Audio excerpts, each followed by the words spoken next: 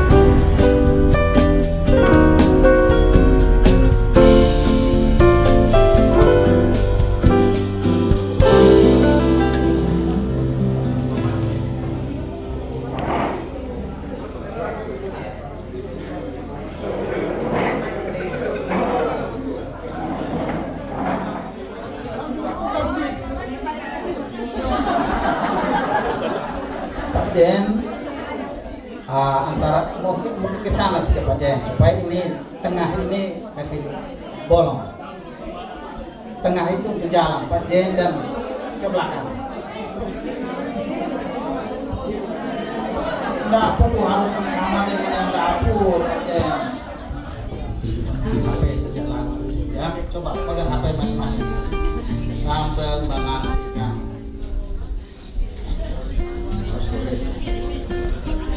Nah, pokoknya ketik saja seek ye first the kingdom of God. Saya.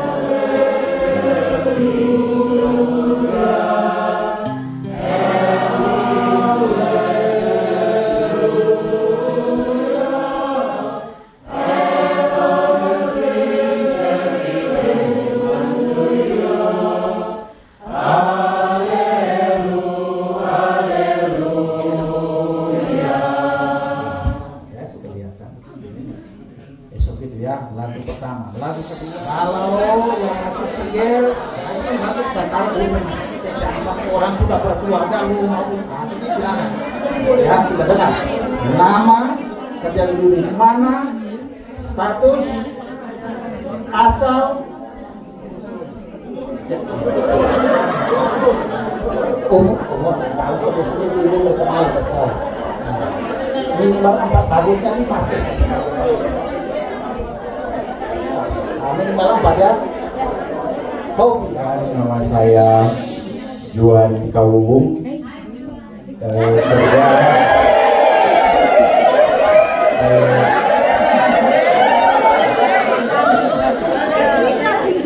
bekerja di asrama sebagai pamong putra SMA. Asal dari Minahasa Utara, kalau paroki Gogole. Status masih lajang.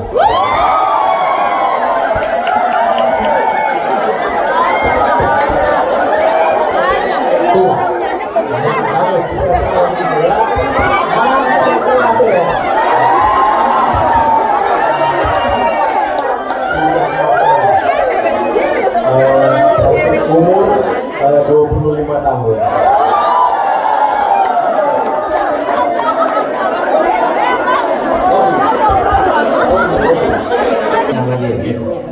Selamat sore semuanya. Sore.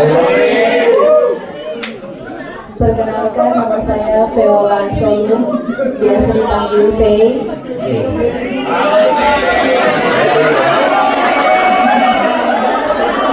Bekerja di unit Admission, Public Relation dan Marketing.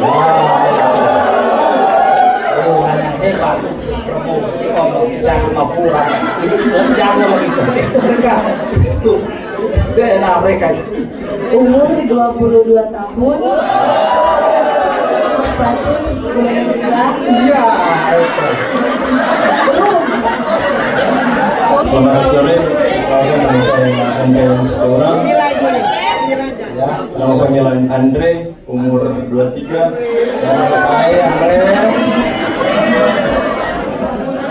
Hobi bermain volley.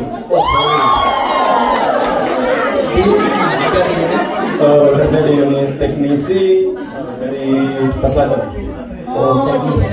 Ada kerusakan di mana saja. Teknisi. Selamat sore semua. Perkenalkan, nama saya Melvi Rares, biasa dipanggil Melvi. Asal dari Kakas Kasem 1, cuma orang Kakas Kasem. Iya, umur sudah 38 tahun, kantor sudah menikah. sekali.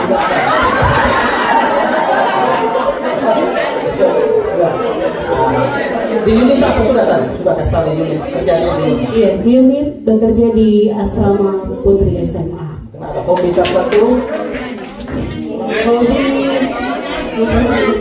iya, hobi sedikit di menyanyi. Oh, terima kasih ya. Selamat sore semuanya.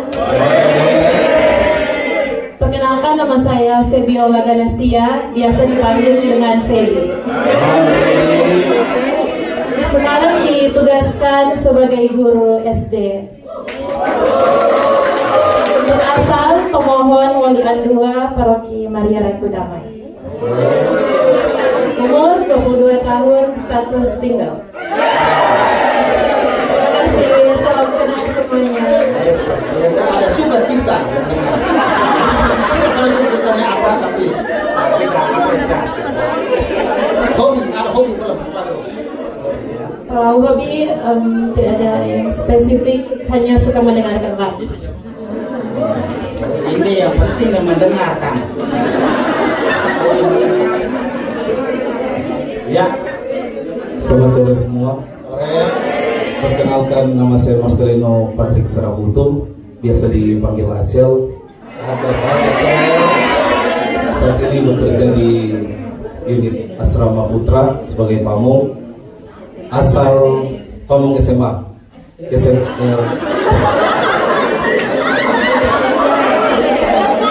Asal dari Kekaskasan 1. Hobi menyanyi. Terima kasih. Status jomblo. Ada suka cita tersendiri. Dia jago untuk menyanyi, untuk mengorkestrasi. Nah itu nanti kita buat anak-anak tugas menyanyi. Yang terakhir. Selamat sore semua. Sore. Perkenalkan, nama saya Novelisa Angelina Rumokoy. Ya, hai Novel. Bisa dipanggil Novel. Dan bekerja di unit SD, asal dari Manado. Umur 22 tahun. Status belum menikah.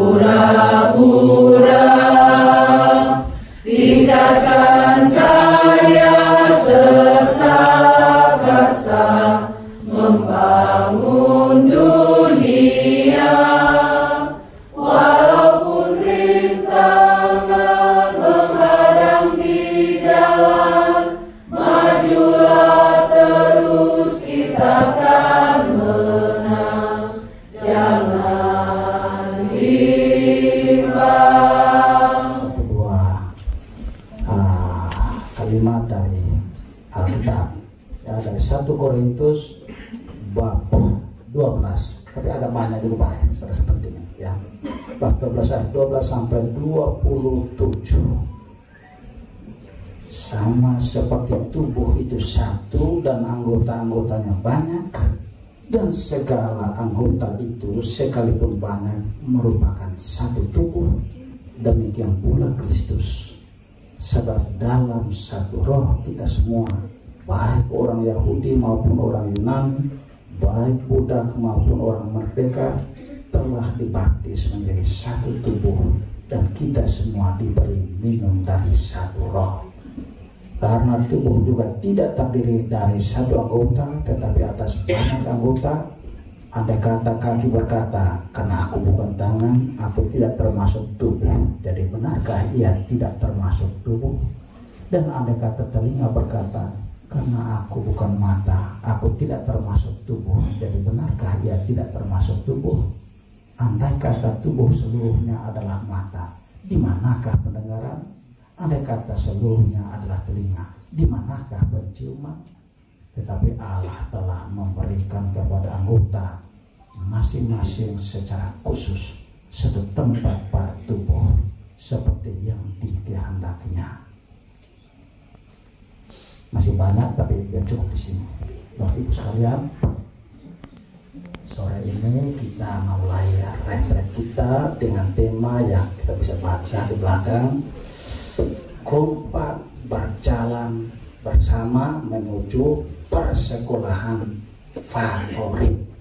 Nah, untuk bisa sampai ke situ saya kira dasar kita penting untuk kita ingat, kita renungkan dan kita jalankan, kita hayati dalam kehidupan kita sebagai keluarga besar YPR.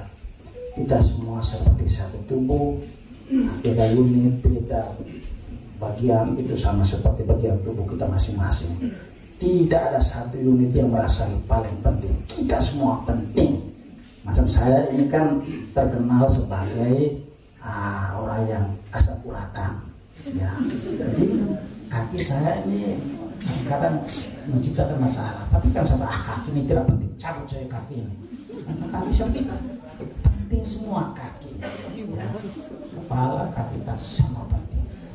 Jadi macam kita guru-guru banyak hebat. Tetapi kalau orang masuk di kampus kita lihat sampah berserakan, ruangan bapau, itu orang apa di sekolah ini semua tidak guru hebat juga tidak ada gunanya. Itu berarti kita butuh saudara-saudara kita yang housekeeping dan yang terutama yang taman-taman itu, ya, bapak-bapak yang bagian taman. Penting mereka. Saya tadi nggak dituari Pak Fido ketika saya bilang, Pak Fido kamu ini hebat ya, bagian promosi dia bilang. Bukannya kali itu semua orang itu adalah bagian promosi marketer. Jadi termasuk itu mereka bapak-bapak yang bagian taman itu mereka itu promosi apa namanya, promotor atau bukan promotor ya, promotor di sini orang bertinju sih, tapi kalau yang itu marketing semua ya. Itu Pak Fido di belakang. Jadi kita semua bukan itu pula pamong bola hebat. Tapi kalau tidak ada makan mereka di dapur, tidak kasih makan terlambat, itu juga kita loyo semua.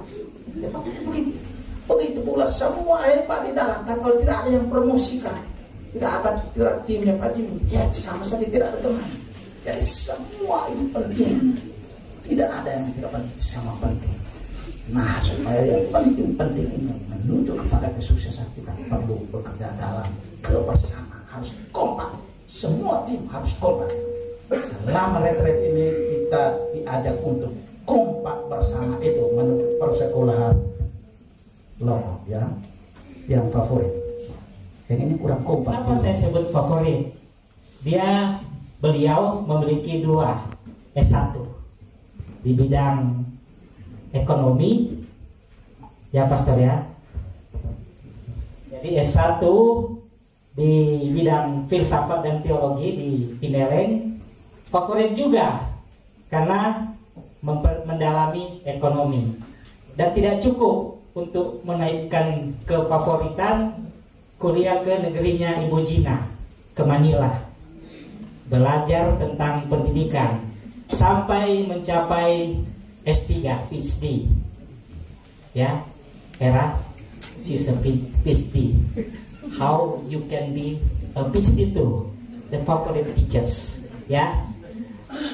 Dan sangat ideal karena kita adalah lembaga pendidikan, punya pengalaman yang panjang di bidang pendidikan, mulai jadi kepala sekolah seminari Kakaskasen, pernah menjadi rektor Universitas De La Salle di Manado, menjadi dosen di Seminari Pineleng, di IPAS ini di Tomohon, dan juga dalam bidang pendidikan menjadi ketua rupa-rupa musyawarah guru keuskupan Manado, MPK dan lain-lain. Jadi betul-betul bagaimana menjadi diri yang favorit dengan memperlengkapi diri dengan rupa-rupa senjata hidup, terutama di bidang pendidikan, dengan belajar tekun dan sampai PhD. Itu menjadi hal yang sangat menarik. Dan tidak hanya belajar, tapi beliau melakukan dengan rupa-rupa karya dalam bidang pendidikan. Antara lain tahun lalu ya Pastor di Lembah Kasuari di Bitung memberikan juga pendalaman tentang bagaimana pendidikan.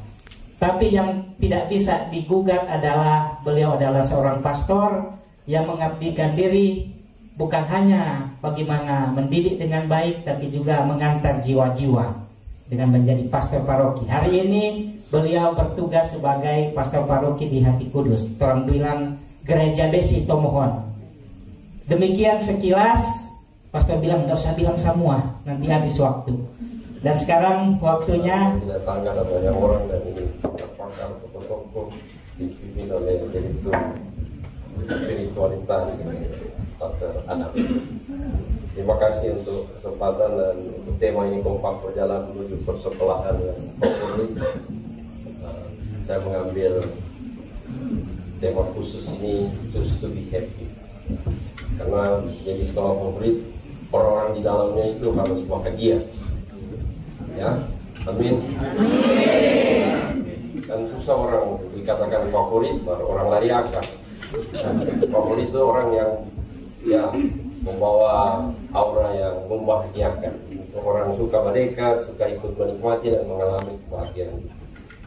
Ya, dan karena itu sekarang orang bilang sukses baru bahagia. Kembali mengerti.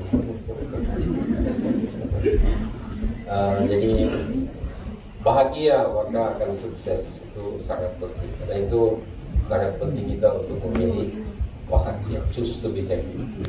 Dan harap dengan memilih bahagia tidak ada satupun dan tidak ada apapun, tidak ada satu orang pun yang dapat merampas kebahagiaan itu.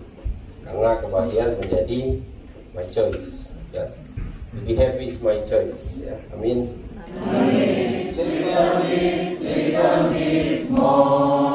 Oke, ini ada gerakannya. Jadi nanti mesti berdiri. Ya. Ganti-ganti susahnya. I want to be with you a little bit more. I want to be with you a little bit more. Little bit, little bit, little bit more. Little bit, little bit, little bit more.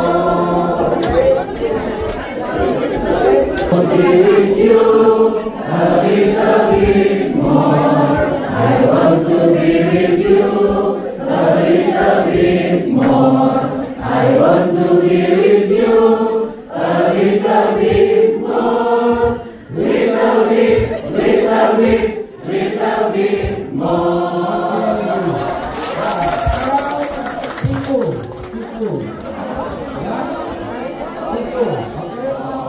I want to be with you a little bit more. Little bit, little bit, little bit more. I want to be with you a little bit more. Little bit, little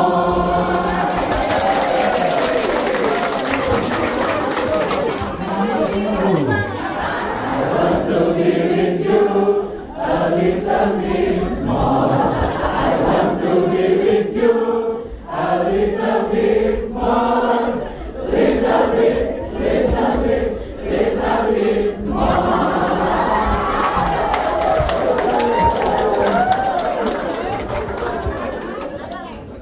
Sedangkan orangnya kawin itu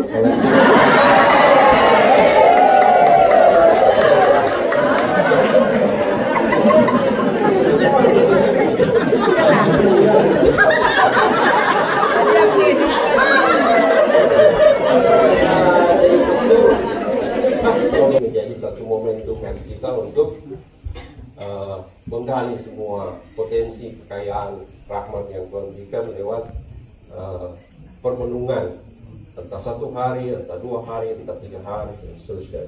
Karena itu coba kita lihat, untuk apa sebenarnya refleksi? Untuk apa ada tren? Nah, ada satu cerita yang sangat bagus saya ambil dari Pastor Anthony de Mello. Anthony de Mello ini seorang Yesuit ya, suka bercerita. Bukunya banyak yang cerita-cerita yang kelihatan sederhana tapi sangat inspiratif. Ada buku Doa Sangkatan, ya, ada buku Burung Berkicau, ada buku Sejenak Pijak, itu bagus. Baca-baca karena lain-kali kalau sudah terlalu pusing dengan naskah-naskah akademik yang susah-susah, cari cerita-cerita yang ringan, ya, termasuk cerita-cerita di Alkitab yang ringan. Banyak orang juga senang membaca, lalu mendapatkan inspirasi baru. Nah, Pastor Antoni de Mello bagus, dia memaknai retret, katanya begini. Ada satu cerita, ada seorang penunggang kuda. Penunggang kuda ini dia mengendarai kudanya, ya, semakin lama semakin kencang. Lalu kemudian dia lewat di satu perkebunan di mana temannya sementara mencangkul di ladang.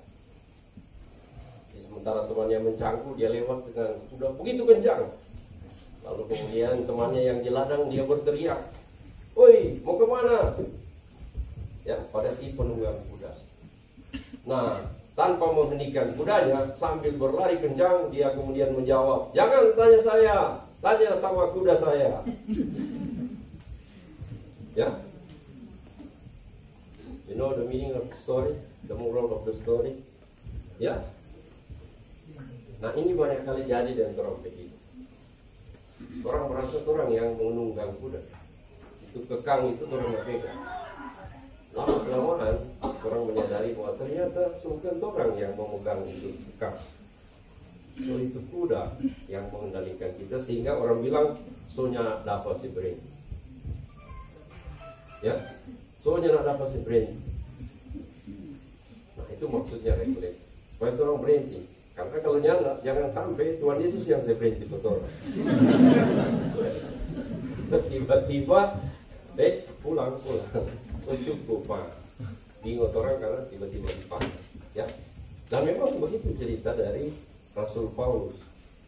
Paulus kan begitu, penunggang kuda yang hebat.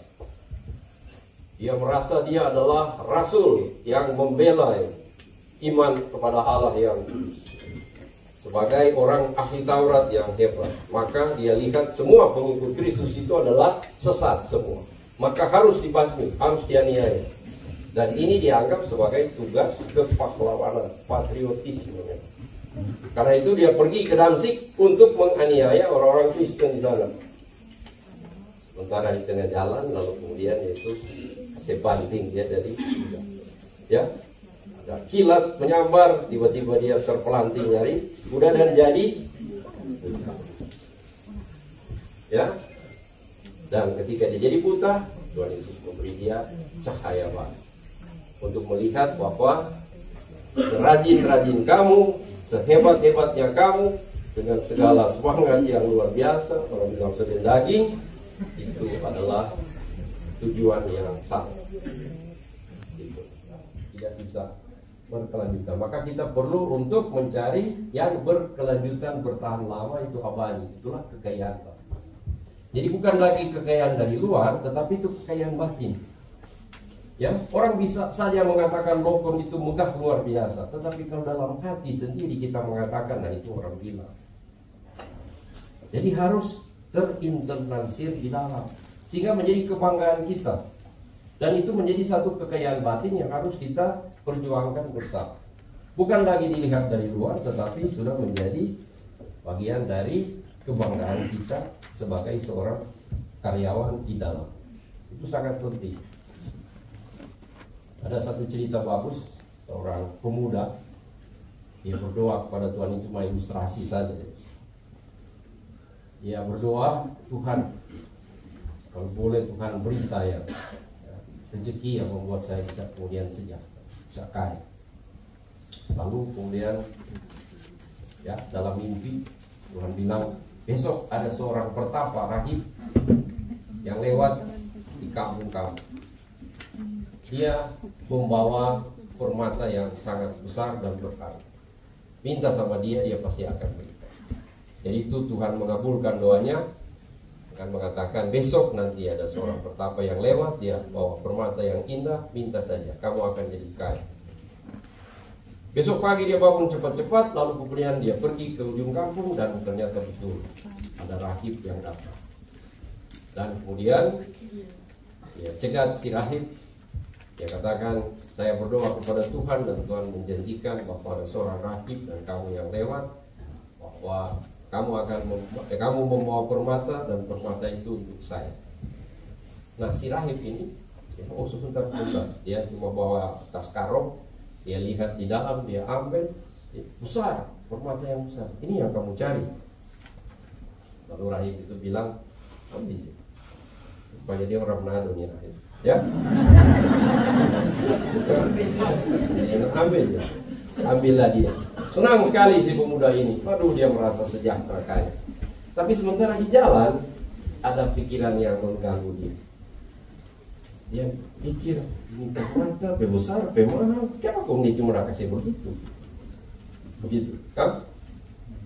Dia jalan terus, lebih terganggu lagi dia, karena ada suara yang berbisik di dalam. Kalau dia memberi yang begitu besar dan mahal ini cuma-cuma kepada saya, berarti dia punya lebih daripada ini.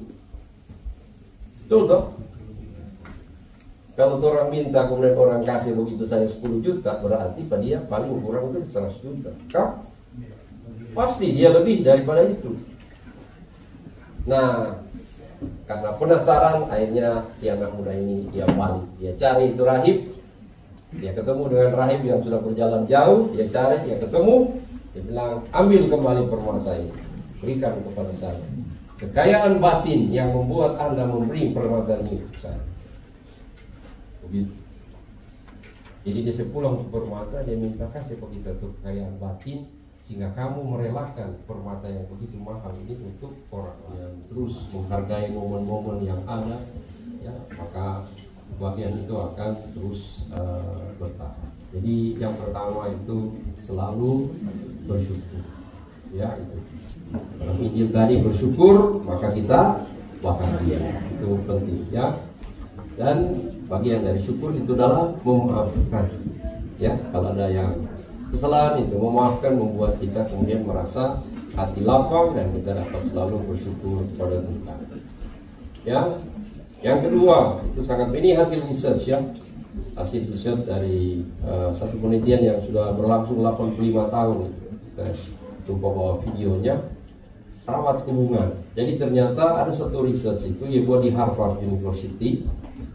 Jadi mereka meneliti sejak tahun 1935, nanti akhir-akhir ini baru kemudian dipublish, dan ternyata ya yang membuat orang merasa semangat hidupnya, merasa bahagia karena relasi.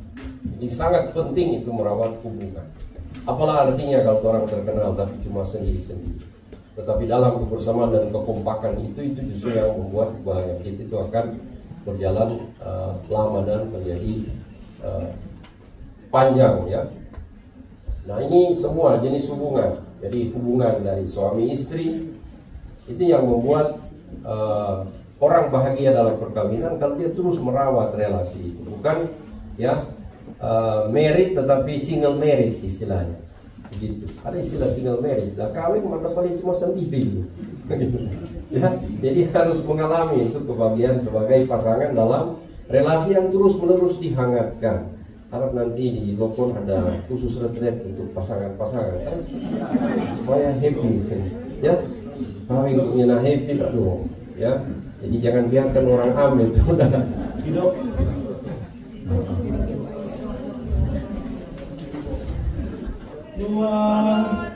Dua setengah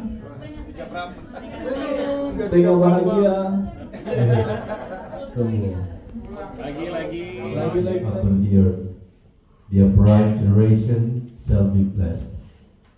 Blessed the man who fears the Lord. Wealth and riches shall be in his house. His generosity shall endure forever. Blessed the man who fears the Lord.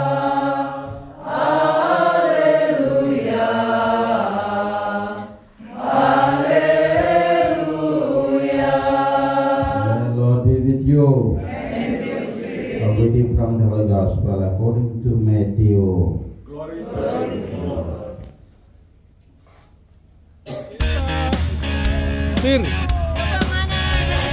Tirsu. Tirsu. Mau kemana kau?